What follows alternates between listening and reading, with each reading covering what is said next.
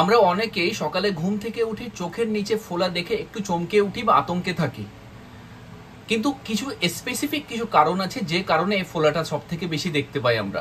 Normal natural process কিছু থাকে যে কারণে ফোলা থাকতে পারে, তার মধ্যে সব থেকে ইম্পর্টেন্ট হচ্ছে বেশি ঘুমিয়ে নিলে, অনেকক্ষণ যদি ঘুমিয়ে থাকি এতে কি হয়, আমাদের ফ্লুইড রিটেনশনটা হয়।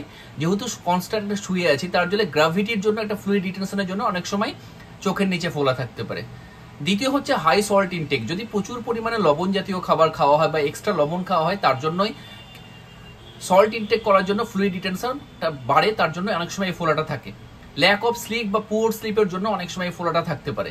অ্যালার্জিক কিছু রিয়াকশন যদি থাকে, লং টাইম ধরে কনস্ট্যান্ট একটা ইচিং প্রবলেম থাকে, বা অ্যালার্জিক কোনো জায়গাতে হয়তো গিয়েছি তার জন্য সমস্যা এরকম আসতে পারে। এবং এজিং একটা ফ্যাক্টর, বয়স যদি হয়ে যায় তাহলে স্কিন এবং মাসেলসের ইলাস্ট্রিসিটি কমে যায়, তার জন্য অনেকটা ফোলা লাগে। কিছু প্যাথোলজিক্যাল কারণ থাকতে পারে, কিছু রোগ থাকতে পারে যার জন্য কিছু ফোলা থাকে, তার মধ্যে কিডনি প্রবলেম যদি থাকে, স্পেশালি নেফ্রোটিক সিনড্রোম। দ্বিতীয় হচ্ছে থাইরয়েডের কোনো সমস্যা যদি থাকে, যেমন হাইপোথাইরয়েডিজম। 3 নাম্বার হচ্ছে সাইনাসের যদি কিছু প্রবলেম থাকে, স্পেশালি ক্রনিক সাইনোসাইটিস, তার জন্য এরকম ফোলা থাকতে পারে। এবং 4 নাম্বার হচ্ছে হার্টের বা লিভারের কোনো সমস্যা হলেও অনেক সময় এই ধরনের ফোলা আমরা দেখতে পাই।